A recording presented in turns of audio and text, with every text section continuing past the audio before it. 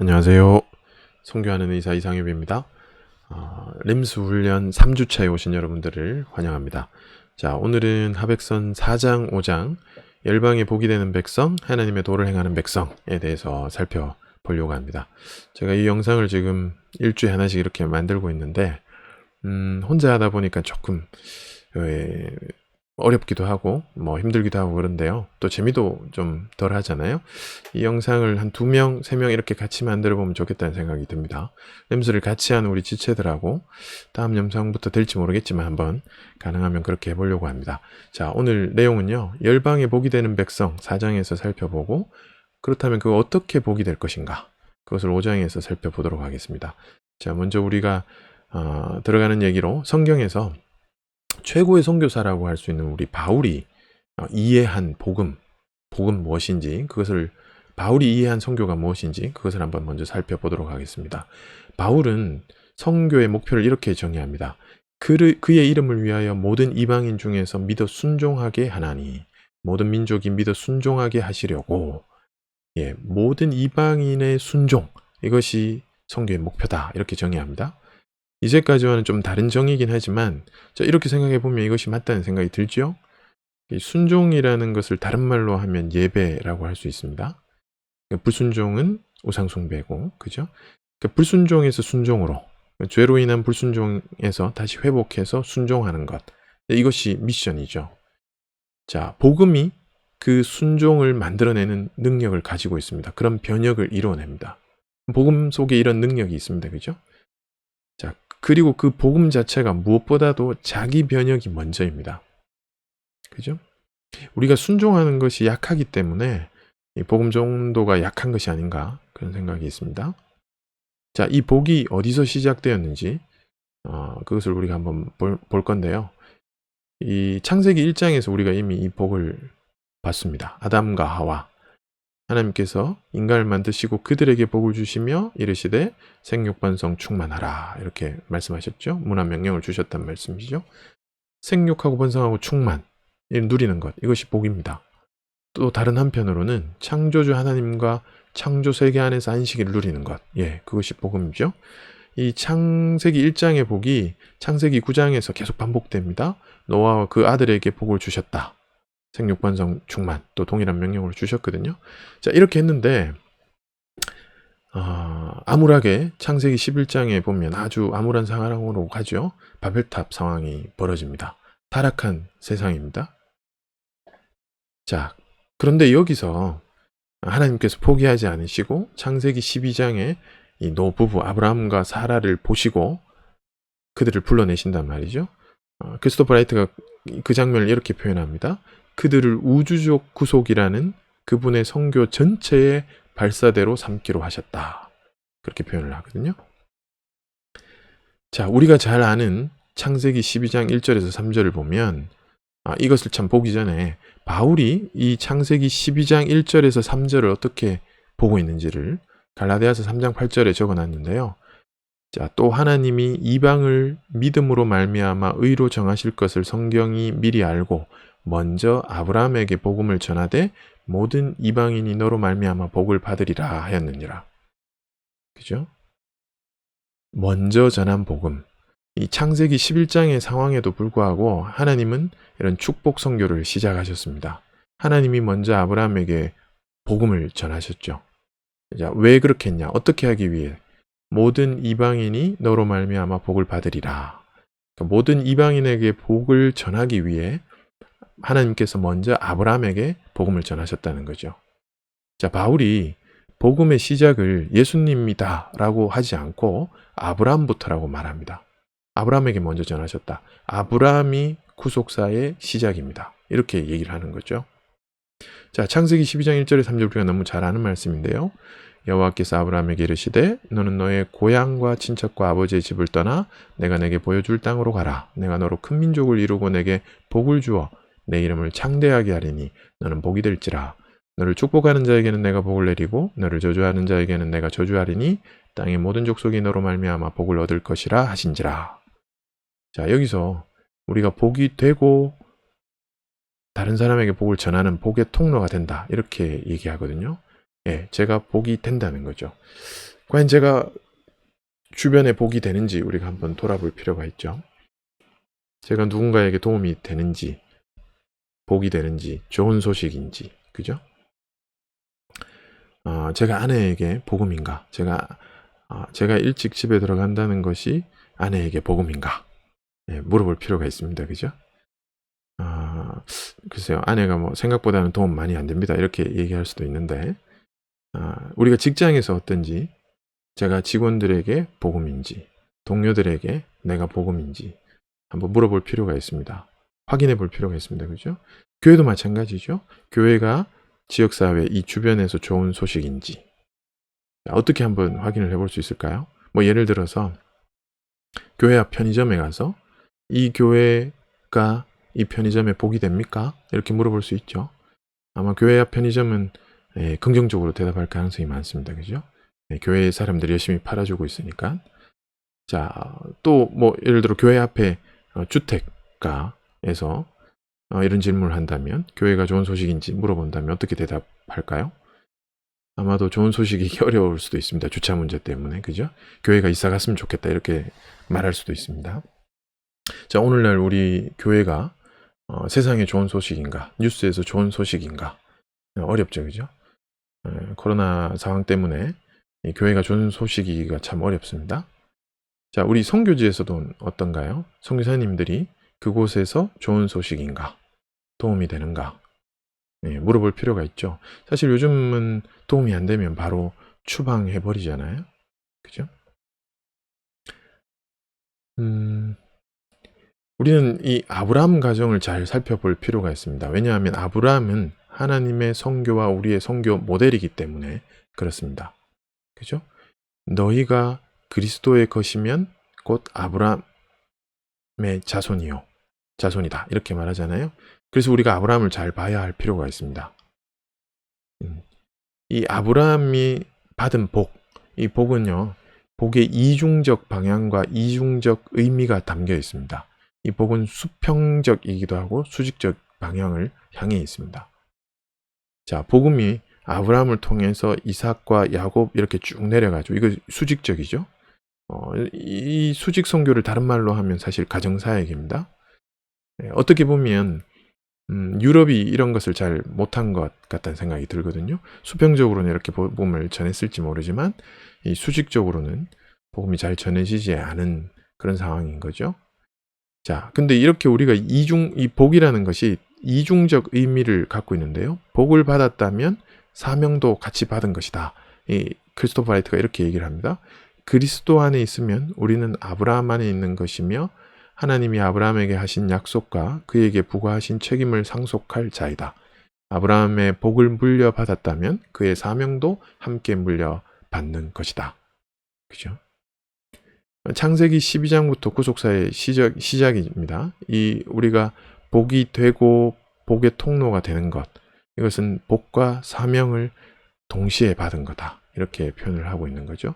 자, 여기에서 이 수평적 복에 대해 그 예를 이 책에서 설명을 하고 있는데요. 저는 이게 상당히 좀 감명이 깊었었는데, 이 예들을 이렇게 적혀 있습니다. 라반의 고백. 라반이 그에게 이르되 여호와께서 너로 말미암아 내게 복 주신 줄을 내가 깨달았노니. 그죠? 너로 말미암아. 네. 하나님께서 내게 복을 주셨다. 이 대단한 고백이지 않습니까? 요셉도 여호와께서 요셉을 위하여 그 애굽 사람 보디발의 집에 복을 내리심으로 여호와의 복이 그의 집과 밭에 있는 모든 소유에 미친지라. 이 완전 대박이죠. 요셉으로 인해 보디발이 복을 받는데요. 집과 밭에 있는 모든 소유에 그 복이 미쳤다고 되어 있습니다. 자, 야곱도 바로에게 축복하는 장면이 나옵니다. 자, 저는 이게 조금 저한테 이렇게 충격이었다는 이유는요. 어떻게 보면 복을 받지 말아야 할 사람 같은데 그럼에도 불구하고 복이 그 사람을 통해서 통로가 돼서 복이 넘어가잖아요. 야곱과 요셉을 통해서. 우리로 말미암아 이런 복을 받는 사람이 있는가? 이걸 우리가 한번 질문해 볼 필요가 있습니다. 나로 인해 말하자면 원장님이 복을 받는가? 그죠? 제가 여기 뭐 봉지기로 취직해 있는데, 간호사로 취직해 있는데, 나로 말미암아 이 병원에 많은 사람들이 복을 받고 있는가? 복을 받을 만한 사람이 우리가 복을 받는 거에서는 큰 불만이 없는데, 어떻게 보면 라반, 또 뭐 보디발, 그렇게 뭐 잘 대해줬는지 잘 모르겠단 말이에요. 그럼에도 불구하고 여호와께서 그들과 함께 하심으로 주변에 복이 흘러가게 됩니다. 자, 복이 복되게 하려면요, 복을 이렇게 흘려 보내야 합니다. 그죠? 우리가 복을 받기만 하고 흘러 보내지 않으면 막히는 거죠. 그게 동맥경화잖아요. 우리가 영적으로 성장을 하려면 이렇게 흘러 보내는 선교적 삶을 살아야 됩니다. 자, 하나님께서 한 사람을 통해서 이렇게 열방이 복을 얻게 되는 것, 이것이 하나님의 선교 방식입니다. 한 사람, 한 나라를 통해서 모든 열방을 다루시는 이 전 세계적 맥락이 여기에서 보입니다. 자, 이것이 특수성을 통한 보편성이라고 이렇게 하는데요. 이건 뭐 나중에 저희가 시간이 좀 되면 또 한번 살펴보고요. 특수한 한 사람을 선택해서 나머지 사람들이 구조받을 수 있도록 복의 대행자가 되는 것이 하나님께서 아브라함을 택한 이유죠. 예, 선교를 위한 선택이죠. 그죠? 자, 우리가 아브라함의 삶처럼 복의 통로로 사는 것이 선교적 삶입니다. 복을 받았다면, 다시 말하지만 사명도 함께 받은 것이다, 이렇게 얘기를 했습니다. 그죠? 병원에서 복과 사명을 다하는 삶이란 어떤 것일까요? 나는 유익한 사람인가? 내 주변 사람은 나의 도움을 받고 있는가? 우리가 잘 생각해 볼 필요가 있습니다. 교회도 마찬가지입니다. 선교적 교회가 되는 것이 무엇입니까? 교회가 선교적이지 않으면 무엇이 되어야 하는가? 이렇게 크리스토퍼 라이트는 반문합니다. 그죠? 다시 말하지만 우리가 그리스도의 것이라면 아브라함의 자손입니다. 이런 의미에서 교회의 기원은 오순절이 아니라 아브라함으로 올라가야 됩니다.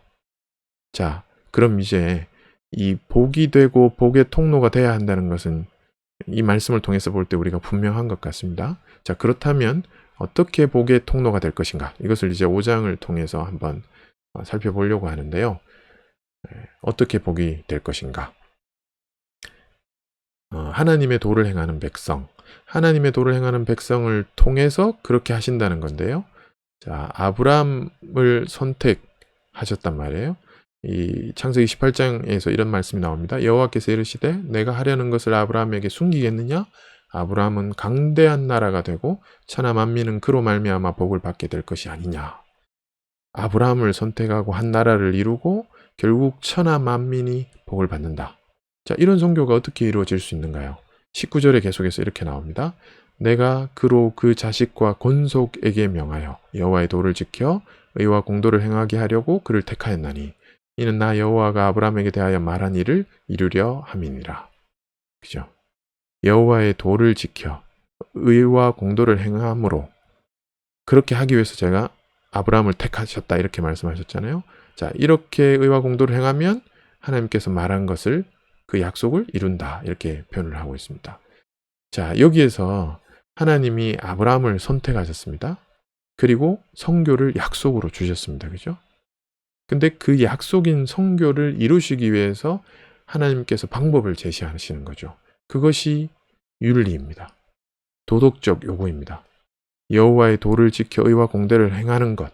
자, 이것을 통해서 선교의 약속을 이루시겠다, 이렇게 표현하는 거거든요.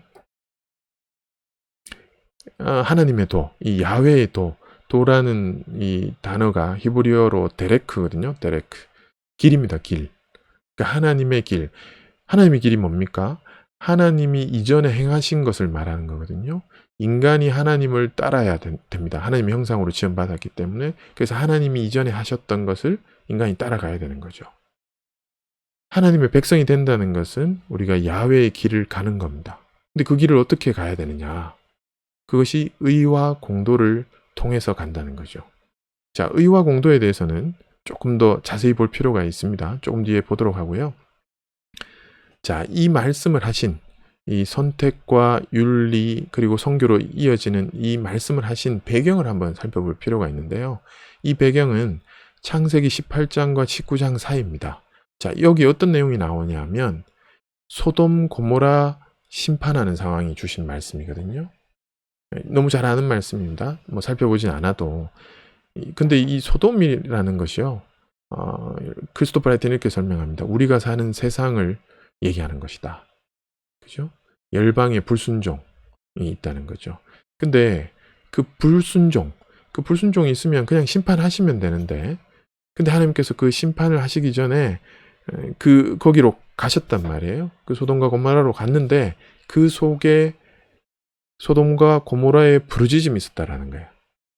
거기에서 고통받는 사람들의 부르짖음, 그 제아카가 있었다. 그래서 직접 내려가셔서 그것을 확인하시고 아브라함에게 이제 가신 거거든요. 그리고 나서 선택, 윤리, 선교를 얘기하신 거예요. 자, 심판만 하시려면 그냥 하시면 돼요. 예, 그냥 뭐 하나님이 거기 굳이 내려가지 않으셔도 거기가 악하다는 건 이미 다 알고 있다는 거죠. 근데 하나님이 내려가셔서 확인하시고, 직접 내려가셔서 확인하시고 심판을 하시기 전에 아브라함에게 찾아가서 선택과 윤리, 선교를 얘기합니다. 자, 하나님의 심판은요, 구원이 포함되어 있습니다. 그래서 하나님은 그 제아카, 그 고통받는 세상 속에, 불순종하는 세상 속에서 고통받는 사람들의 부르짖음, 그 제아카를 들으신다는 거죠. 이것이 하나님의 긍휼이죠. 근데 하나님께서 그 제아카에 대해서 들으시고 하나님이 어떻게 반응하시냐면 하나님의 쯔다카와 미시파트로 반응합니다. 이게 히브리어는 이 반대로 오른쪽에서 왼쪽으로 이렇게 읽어야 되거든요. 그래서 쯔다카 우 미시파트 이렇게 되어 있습니다. 쯔다카와 미시파트. 이 제아카, 부르짖음, 이 소돔에서도 부르짖음이 있었고요. 애굽 땅의 노예들의 그 부르짖음, 그 울음소리에 하나님이 모세를 보내셨단 말이에요. 또 똑같이 이 로마 갈릴리의 학살과 그 가난이 있는 그 상황 가운데 예수님을 그쪽으로 보내셨단 말이에요. 자, 이런 제아카에 대한 하나님의 반응이 아브라함을 통한 쯔다카와 미시파트라는 겁니다. 하나님은 이 정의를 통해 복을 주시겠다는 그 방법을 얘기하는 거거든요. 자, 이 쯔다카는요, 관계에서의 적절함, 의를 말합니다. 그죠? 하나님과의 관계, 또 인간과 사람 주변의 여러 관계들을 얘기합니다. 자, 미시파트는요, 바로잡는 것, 사회 정의를 말합니다. 물론 이것에 대해서 사실 깊은 의미들이 그 속에 담겨 있습니다. 그것을 우리가 묵상하고 공부해 볼 필요가 있습니다. 뭐 짧게 다 말씀드릴 수 있는 것은 절대 아닌 것 같아요. 또 그것이 세상이 말하는 정의와는 확실히 다른 면도 좀 있다라는 생각이 듭니다. 레위기 19장을 나중에 한번 또 살펴볼 필요가 있고, 이게 7장에 또 좀 더 나온 내용이긴 합니다만은 이 구약에 대해서, 이 구약의 윤리에 대해서 쯔다카와 미시파트, 이 정의와 이 바로잡는 이 심판, 이런 것들이 이 구약 윤리에 대해서 조금 더 우리가 깊이 공부해 볼 필요가 있습니다. 제가 책을 뭐 이렇게 소개를 해드리면, 이게 이 존 바턴 교수님의 온 세상을 위한 구약 윤리, 이게 좀 내러티브로 이렇게 해서 좀 얇은 책이 있고요. 또 이렇게 현대인을 위한 구약 윤리, 이것은 크리스토퍼 라이트가 쓴 책이거든요. 굉장히 좀 두꺼워서 쉽지는 않은데 이런 책들을 우리가 한번 볼 필요가 있습니다. 구약 윤리가 오늘날에도 적용됩니까? 뭐 이런 질문들을 할 수 있죠. 물론입니다. 예, 그것이 율법이 아니냐? 예, 그럼에도 불구하고 이것이 오늘날 우리에게 굉장히 중요한 부분이라는 생각이 듭니다. 우리도 의료에서요, 이런 성경적 의료 윤리가 없다면 우리가 이렇게 총체적이지 못할 수 있거든요. 이 윤리에 대한 분명한 이 메시지가 여기에 있습니다.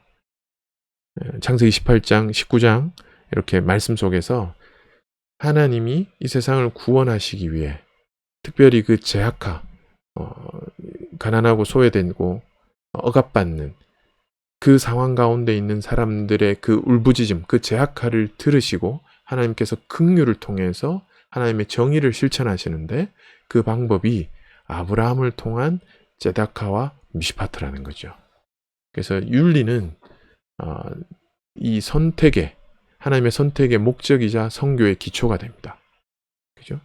성경적 윤리 없는 성경적 선교는 있을 수 없다. 이렇게 크리스토퍼 라이트는 얘기합니다. 제가 요 사진을 하나 보여드릴게요. 이게 우리 이 한국 남한에 있는 이게 뭘까요? 빨간색 점이 교회를 나타내는 겁니다. 이것은 그 풀로신학교 이상훈 교수님의 리포팅인데요. 교회를 이렇게 빨간 점으로 표시했습니다. 교회 숫자가 얼마냐면요. 5만 7천 개 정도 됩니다. 근데 우리 한국에 이렇게 뭐 아무데나 배달되는 우리 치킨 있잖아요. 치킨집이 한국에 몇 개냐면 2만 7천 개거든요. 치킨집보다 많은 게 교회입니다. 십자가입니다. 5만 7천 개입니다. 오늘날 이 한국에서 교회가 부족하나? 네, 아닌다라는 생각이 듭니다. 예, 오히려 이제 교회가 워낙 많다 보니까 교회가 어렵죠. 교회가 이렇게 미션을 잃은 교회들이 어려워지고 있다는 생각이 들어요. 그래서 교회가 오히려 세상의 걱정거리로 지금 전락하고 있잖아요. 치킨집보다 많은 것이 교회입니다. 교회 부족? 저는 아니라고 생각합니다. 교회에 오히려 짜다카가 없는 상황이다. 이렇게 표현하고 싶습니다. 이 총체성, 이 복음을 선포하는 것과 그렇게 살아내는 정의, 짜다카, 이 총체성이 없다면 이게 어떻게 될까요? 이 저자가 크리스토퍼 라이트가 이 책에서 그 인도 선교의 예를 잠깐 얘기하죠. 인도 복음화를 막는 가장 큰 장애물이 뭔지, 왜 인도 복음화가 안 되나, 힌두교의 저항이 있어서 그런가, 네, 그렇게 얘기하지 않습니다. 교회의 상태가 그렇다 이렇게 표현을 하거든요. 이 교회가 올바른 윤리, 이 총체성을 만들어내지 못했다 이렇게 라이트가 표현을 합니다. 자, 마무리하도록 하겠습니다. 우리는 아브라함의 자손으로 열방의 복이 되어야 합니다. 그죠? 복이 된다는 것과 복의 통로로 살아가는 이 사명, 이것을 우리가 이중적 사명을 우리가 같이 받은 거죠. 이것이 미션입니다. 소망이 없어 보이는 노인에게 복음이 무엇인가요? 이 아브라함과 사라는 소망이 없어 보이잖아요. 근데 하나님께서 걸음을 멈추시고 아브라함과 사라와 함께 식사를 하십니다. 예, 사라가 소문난 요리사가 아닌데도 그죠? 예. 크리스토퍼 라이트가 그렇게 표현을 합니다. 점심시간에 장기적인 비전을 염두에 두고 이 부부를 만나신 것이다. 이렇게 표현합니다. 예. 우리도 식사 시간에 이런 경험이 있기를 바랍니다. 식사를 통해서 손님을 만나고 천사를 만나고 하나님과 식사하는 그죠? 그런 장면을 우리도 그려볼 수 있습니다. 복이 이렇게 오고요. 소명이 이렇게 옵니다. 복과 소명은 세트로 우리에게 같이 옵니다. 제가 선교사님들하고 식사하는 시간을 굉장히 좋아하거든요. 그래서 선교사님이 한국에 나오시면 꼭 식사하는 시간을 저랑 좀 가져달라고 이렇게 부탁을 드리는데요. 저는 그 속에서 굉장히 많은 하나님의 복, 하나님의 주시는 인사이트, 소명 이것을 발견할 수 있다. 그렇게 생각을 합니다. 그 시간 자체가 리플렉션 하는 거죠. 자기 자신을 보는 시간이 된다는 겁니다. 자, 이렇게 우리가 열방의 복이 되는, 제가 복이 되고 복의 통로가 되는 이 사명을 우리가 받았는데요. 그렇다면 어떻게 그것이 열방의 복의 통로가 되느냐? 여기서 우리는 5장을 통해서 윤리를 통해서 하나님 그렇게 하신다. ጼ다카를 통해서, 미시파트를 통해서 하나님의 도를 행함으로써 하나님께서 그렇게 하실 것이다 라는 약속을 아브라함에게 만나서 주셨다는 겁니다. 이것이 총체적 선교입니다. 특별히 오늘날 저는 성경적 윤리가 더 필요한 시대에 이 총체적 선교를 우리가 꼭 다시 배우고 실천하는 그런 여러분들이 되기를 굉장히 소망하고 바랍니다. 자, 여기까지 내용이고요. 이제 조별 나눔 내용은요. 오늘 강의 내용 중에서 새로운 혹은 도전이 되었던 주제에 대해서 먼저 나누시고요. 또 3가지 질문이 있습니다. 복음은 하나님께서 아브라함에게 하신 약속의 성취다. 땅의 모든 민족이 너로 말미암아 복을 얻으리라는 약속은 우리가 복음을 알고 복음에 참여함에 있어 어떤 선교적 모티브를 주는가? 또한 복과 사명을 함께 물려받는다는 말과 연관해서 나누어 이 내용을 한번 나눠보시길 바랍니다. 또 3번째 질문은 아브라함은 우리의 선교 모델이다. 하나님의 복에 근원되기 위해 본토와 친척과 아비집을 떠나가라고 하신 것을 통해 세상에 보내심을 받은 우리의 여정에서 어떤 떠남이 오고 된다고 생각되는가, 이것도 한번 나눠보시기 바랍니다. 그리고 창세기 18장 19절 말씀은 아브라함의 선택의 이유, 성교와 윤리에 대한 관계를 이렇게 설명하고 있습니다. 이 말씀은 우리가 직장과 일상에서 성교적 삶을 살아내는 데 있어서 어떤 윤리적 지침을 주고 있는가, 이런 것들을 한번 나눠보시면 좋을 것 같습니다. 꼭 다 나누지는 않으셔도 되고요. 그 중에서 중요하게 얘기되는 것들을 중심으로 나누시면 됩니다. 자, 여기까지가 또 정신없이 제가 달려왔는데요. 여기까지 오늘 내용이고요. 다음 모임까지 6장, 7장을 읽어오시면 됩니다. 자, 그러면 2주 후에 또 뵙도록 하겠습니다. 지금까지 선교하는 의사 이상엽이었습니다. 감사합니다.